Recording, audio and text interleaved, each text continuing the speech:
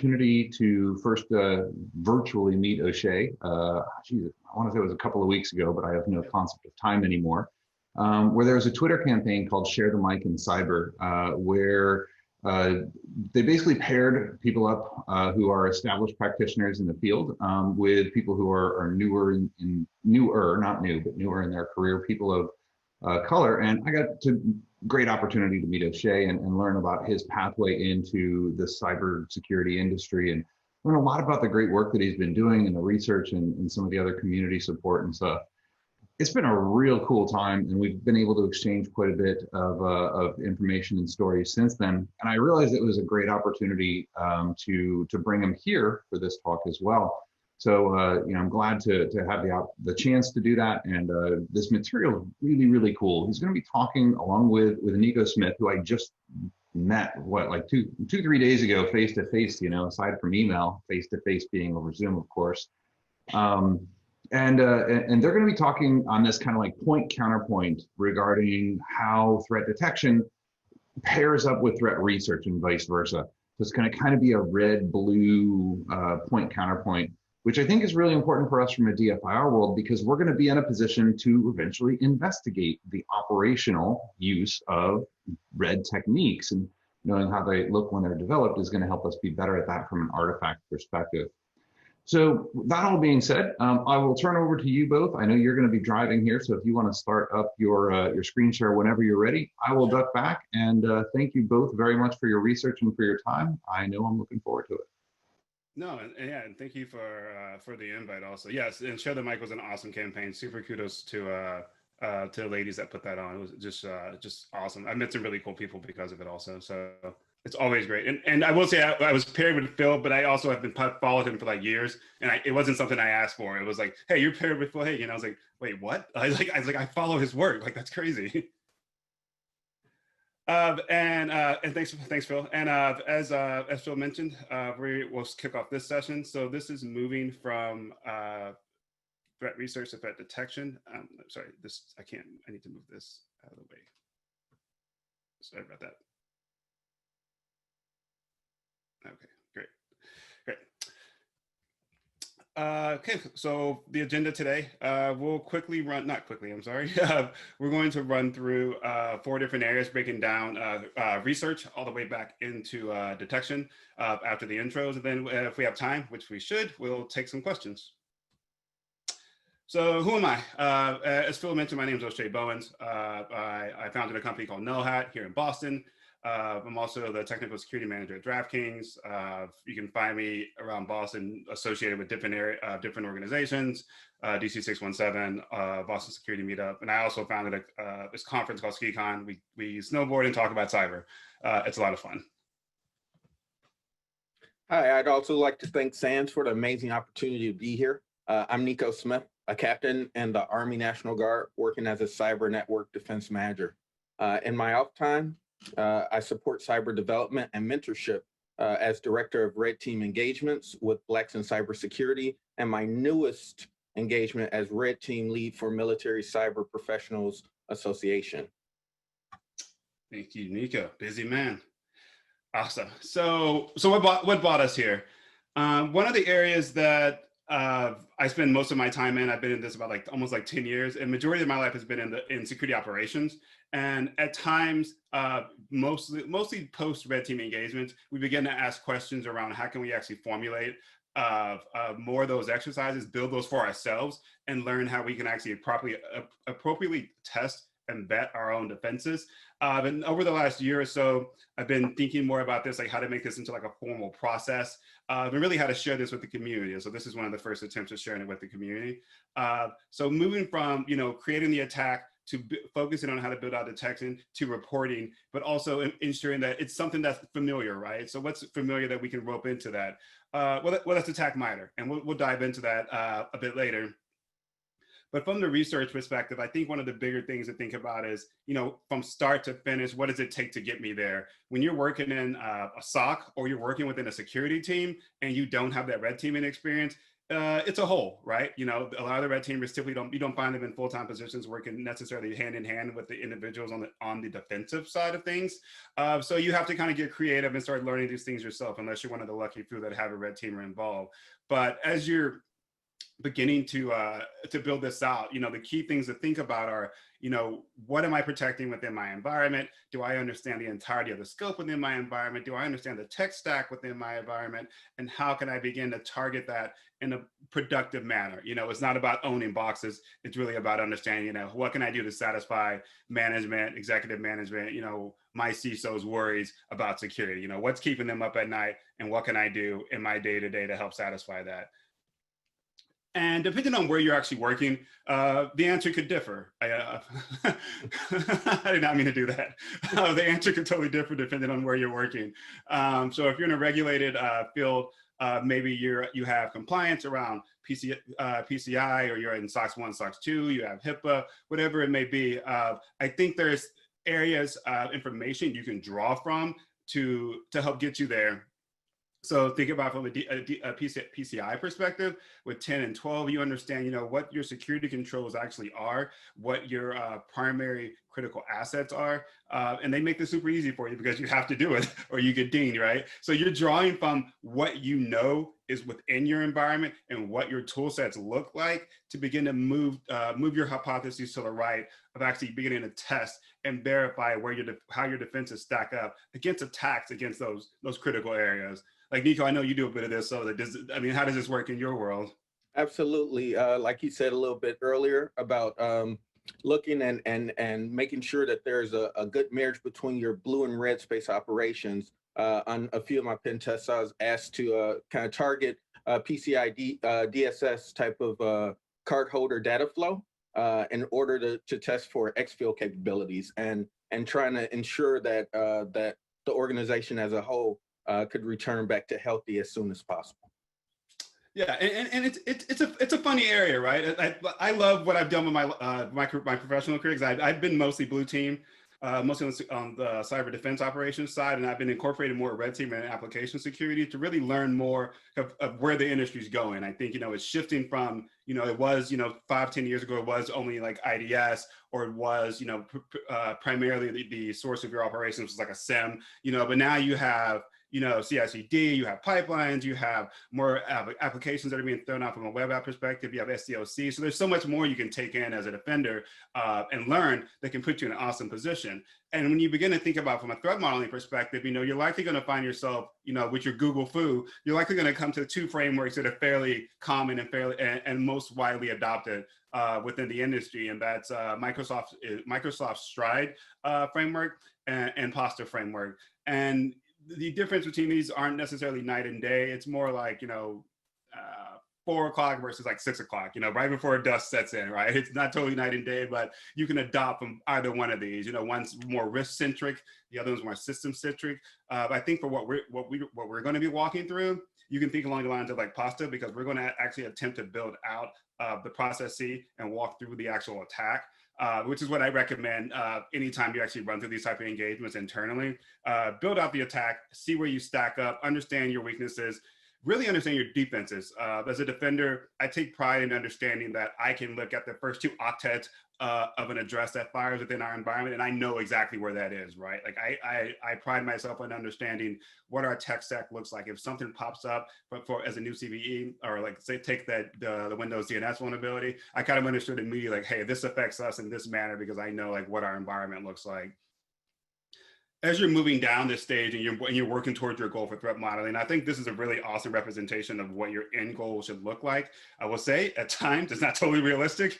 You know, if you happen to be buddies with or you work with individuals or security architects, you know, they're great for this type of work to map out controls, to map out processes, and to map out, you know, what the attacker may attempt to touch or target, or how you could actually track them in your environment. But it's super hard. We will not be building this, but it is very hard to get to this point where you've established, you know, your trust boundaries, you know, your ingress and egress flows, and those are clarified, and those are representative on the document that you keep internally. I love threat modeling exercises, especially around application security, because I think, well, I like to say, like, I don't like to say it, but in my reality, I'm not an AppSec individual, so I kind of suck at it. But I've loved over the last year and a half learning as much as I can on application security, because I honestly feel like it's helped me become a much better defender. And walking through application threat models isn't too dissimilar from building out a threat model for the entirety of your org.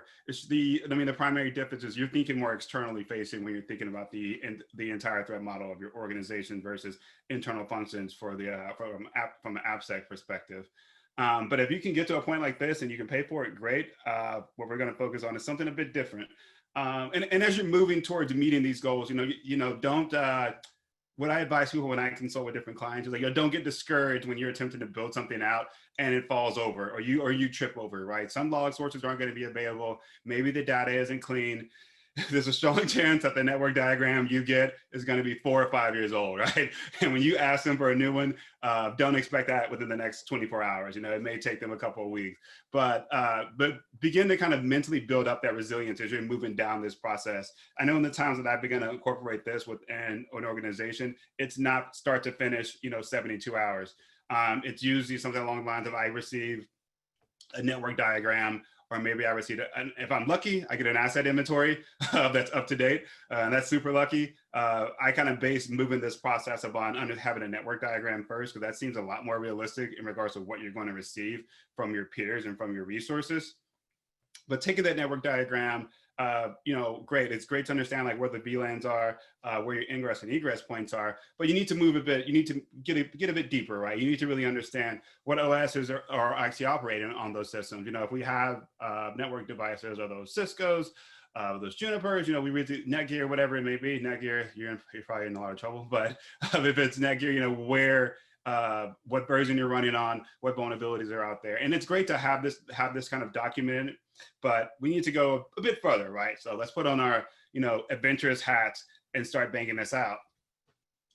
The ultimate goal essentially is building something like this and keeping this internal.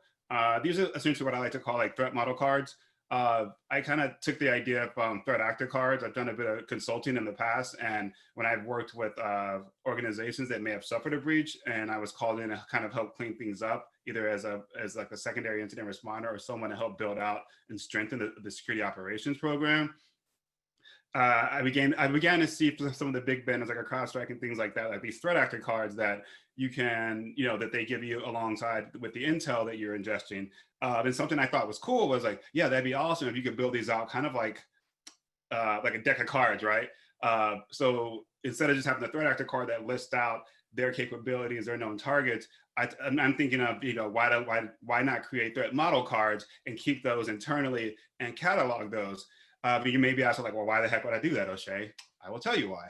So if you begin to think about, your time to detection and time to remediate, and the effort it takes to train new analysts or engineers or bring more incident responders into the fold, what's like the one barrier that never really changes? It's time that kind of sucks us all and makes us all a victim, right? Like we're all a victim of time. And my thinking is always, how can I shorten the time to get to an answer? Having something like a threat model card that and we'll walk through an example of this, but having like a threat model card where you can actually look back and query against a host name or an IP, and you're presented with information along the lines of, hey, we know what the trust boundaries are for this segment of the network as it relates to where that specific host lives. We understand the different attack techniques that are leveraged, that particular system may be susceptible to, because we've walked through attack MITRE and very slowly, attack MITRE's huge, we'll go into that, but walk through it very slowly and begin to identify specific techniques that are applicable to our environment. And from there, we walk through scenarios where we're taking things like from a red canary or something along those lines, or automatic emulation, maybe it's C2 or something along those lines. You know, there's different attack simulations you can run within your environment, but we're taking some of those steps and recreating those against our systems, and we're documenting the outcomes. So at any given time, if an alert were to fire for my web app, my Apache box, I could say, hey, I know what that host name is. Let's look this up. Okay, here's a threat actor. Here's the threat model card associated with it. Here are all the things that we've tested and where we believe the vulnerabilities may exist from an actionable perspective, right? When I say actionable, I mean I can view the log sources, I can pull down the queries that I need from, you know, whether that's Kibana, Splunk, Devo, whatever it is you're using for a log correlator. You find a way to add that information into your cards, but also ensure that as we'll go into in a few minutes, you have that information readily available when leveraging Attack MITRE.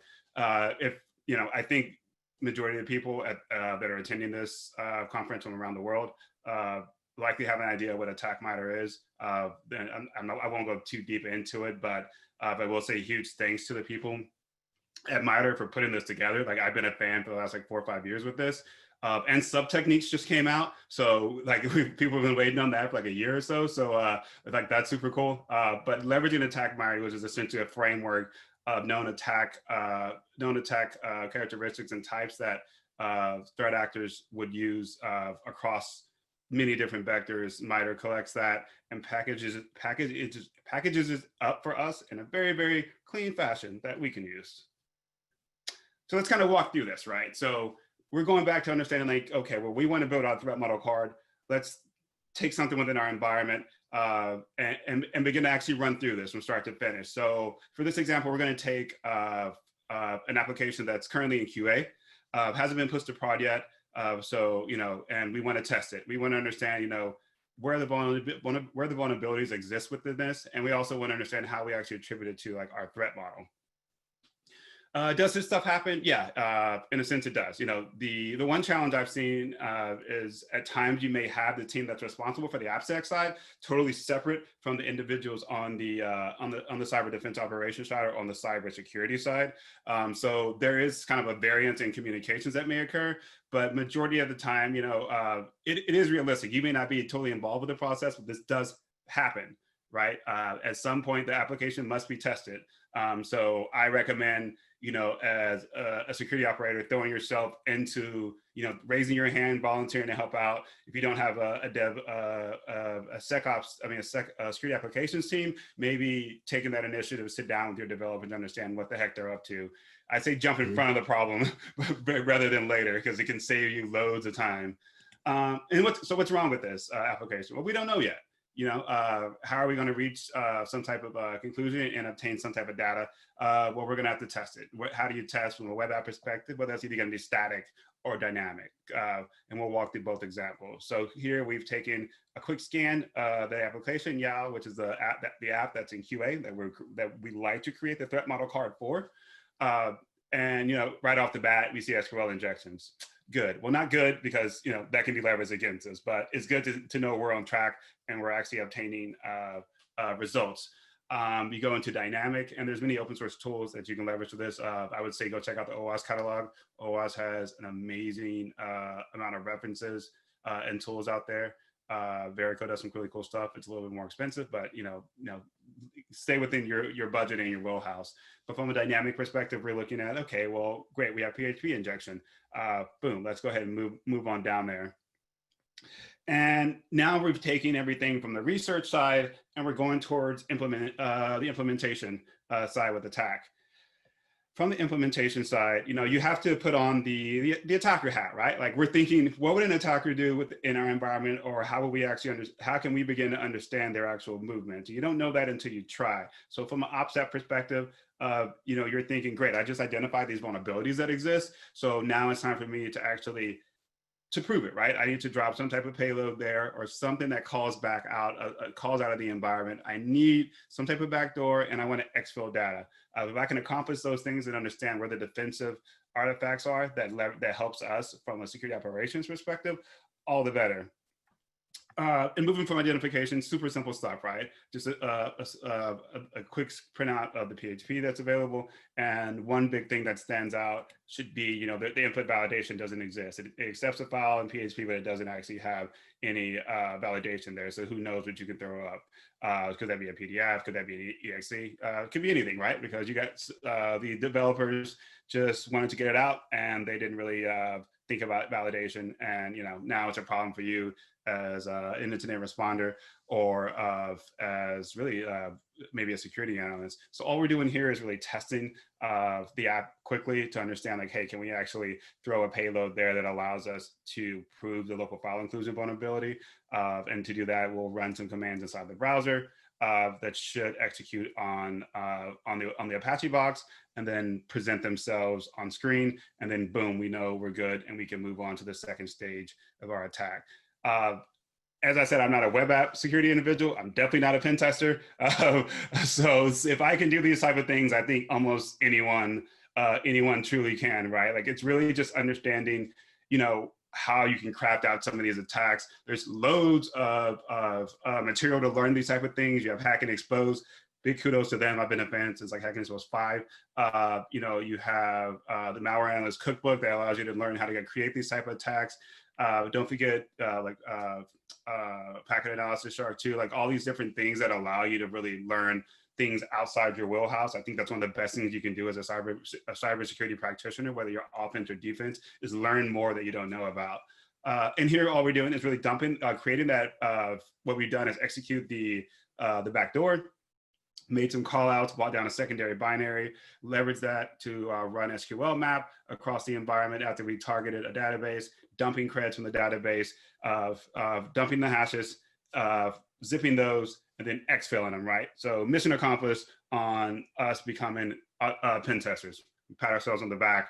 We deserve a raise. And, you know, and as you're going through these things, you know, I recommend thinking, you know, honestly, like from the idea, I mean, from the perspective of the attacker. Don't take it easy on yourself.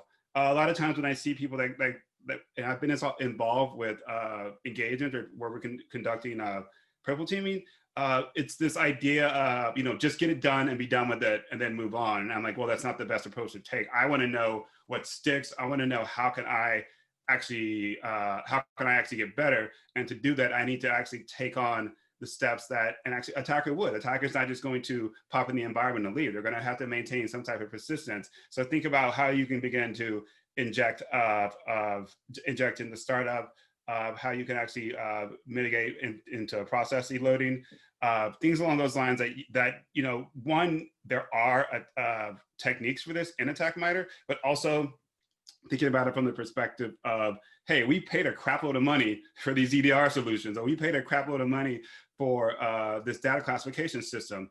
Let's get the most out of it. Let's start banging against our environments and really understanding where what's firing from that EDR, you know, and it's something that if it's not catching it, let's go talk to that vendor. You know, constantly getting better as a defender is I think the name of the game. And I mean, not to sound like too serious, but I think it's one of those things you can't really take a day off as a defender because your back is constantly against the wall, you know. So it's one of these things where I think you have to keep pushing yourself and pushing your program to the limits, honestly. And when you have all this information that once you move through the stages of actually conducting your attack, and you've collected, you know, some of the artifacts from your EDR solution, something that I like to think about, again, going back to that mindset of shrinking the time to respond and time to detect, is really, how can I understand with Attack MITRE what are the log sources that are pertinent for me? So understanding visualizing that I can review a technique from Attack MITRE, but how does that really help my organization? Well, if you use something like a detect, which is open source, what that allows you to do is create different profiles. This is all written in Python, so it's totally customizable, but you are able to create different profiles that you can turn around and leverage as JSON layers on top of Attack MITRE. And when you place this on top of Attack MITRE, you're able to add additional data sources into the technique that is relevant for you. So if you take a look here for the initial access, which is the technique that we leveraged for the web app attack, all we did was add a few different log sources. Towards the bottom, you see name, product. I mean, name, value, name, value, name, value. All we've done is take those parameters and add them in as log sources. And you can get really, really fancy here. I should do a talk on this eventually one day, but you can get like ridiculously granular here. Like I've gotten to the point where we're able to add not only the log sources that are relevant to that specific technique, but you're able to add the searches that you would leverage from a Kibana perspective. So now you know the IP of that attack. You're able to search that across your locally running instance attack enterprise. That points to a specific technique. Inside that technique, you have the ability to view information that you can leverage quickly. I mean, like time is the name of the game. So you have information there that you can take and pivot from log sources to log searches within whatever you have, Kibana, Splunk, whatever that may be. And then really understand that, hey, I know that we are susceptible to this specific type of technique because we've walked through this whole purple teaming, quote unquote. It's ironic that color is purple. I did not mean that, but we walked through this whole purple teaming type of exercise, and we've documented where we were successful in the attack, and we've highlighted that and mentioned that on the attack MITRE framework. And if I'm a manager and I walk in and one of my people just say, hey, well, this is what we've been working on the last couple of days. We've been running some purple teaming engagements, and here's attack MITRE. You can click on the highlighted attack techniques, and that lets you know like where we're susceptible, and here are the log sources that we can use for analysis. I think that is amazing, and that's just one example from a web app perspective. Nico, what do you think? As you spoke to the importance, I think, of using threat models in order to create resilience within a network and defense strategy, I took a similar approach to leveraging the MITRE attack framework subtests specifically to map and identify adversarial activities within a given network. Next slide. All right, so in this case, we're going to leverage the age-old spear phishing attack, but it's pretty significant and successful. In this case, we're leveraging the user in order to execute payload for us through a phishing campaign, which then triggers a callback every 30 seconds using LLDP, or better known as link layer discovery protocol. Next slide, please. So in our situation, we have a nefarious actor who decided to target a consultant with this specific email. So what you see on the screen is the actual email that was sent from the malicious person, which directs us to a quote unquote partner site, which provides a malicious program under the guise of it being a company mandated patch. Next slide. We see MS Defender actually going off. So Windows on that endpoint actually gets triggered. However, the user is able to bypass this measure and runs it anyway, infecting this domain attached machine. Next slide. What you're seeing here is the increase of logging activity based on the execution of this program. Remember earlier, we said that there are different techniques and logging behaviors that we can use in order to define or find our adversary. Inside of this demonstration, we have started to tune our logs in order to see what type of beacons are occurring within our network. Next slide. So as OSheas talked earlier about using a threat researcher threat model card, we take this time to look at this particular attack. This malware and style of attack has been associated with CVE 2018-0395 for denial of service, and CVE 2019-1684 for actual compromise and persistence.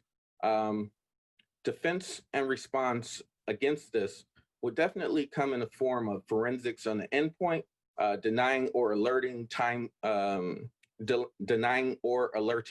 on time variance with LLDP broadcast, or blocking LLDP in areas within a data center that does not require non-IP protocols within it.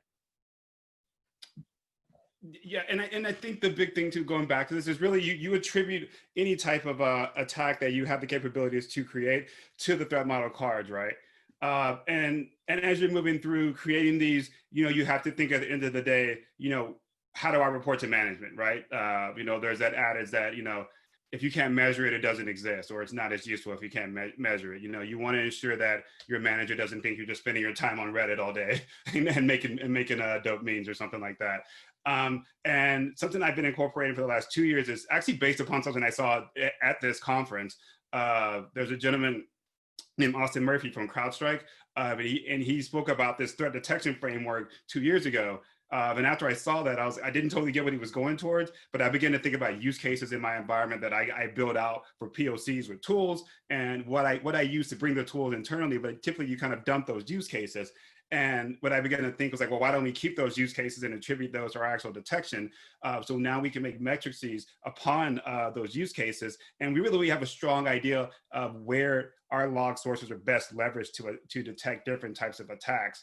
And a huge shout out to Austin Murphy. It totally clicked after like a month or two of him speaking about this. But what I really enjoyed was how simple it is that you can leverage this to identify use cases, identify log sources, and identify the action that comes after the log source, whether you're alerting, whether you're building out dashboards. And what I believe you can also do is take that information, attribute that to your threat model cards, and at any given time when you have a use case, you can link it to that threat model card, and then boom, you have all the attack techniques that you're susceptible to.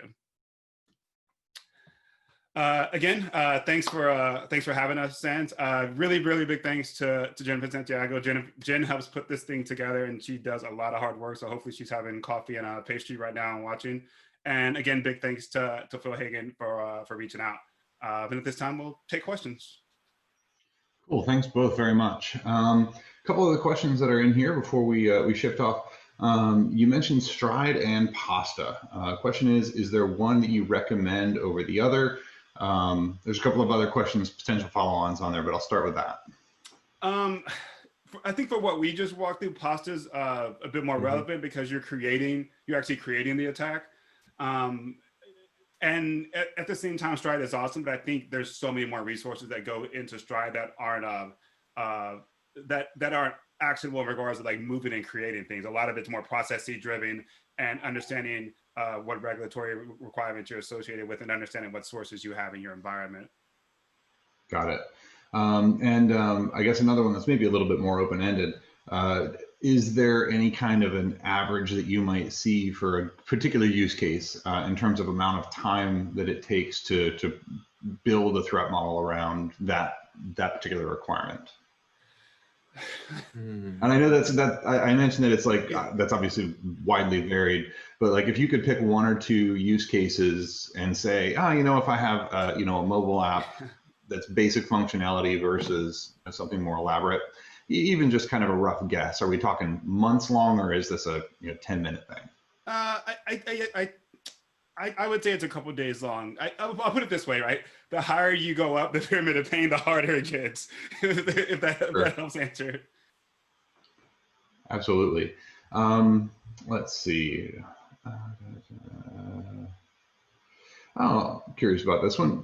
Have either of you guys done any of the any mapping of MITRE to cloud-based attacks, or is there anything that changes there versus some of the use cases that you mentioned so far? What do you think, Nico?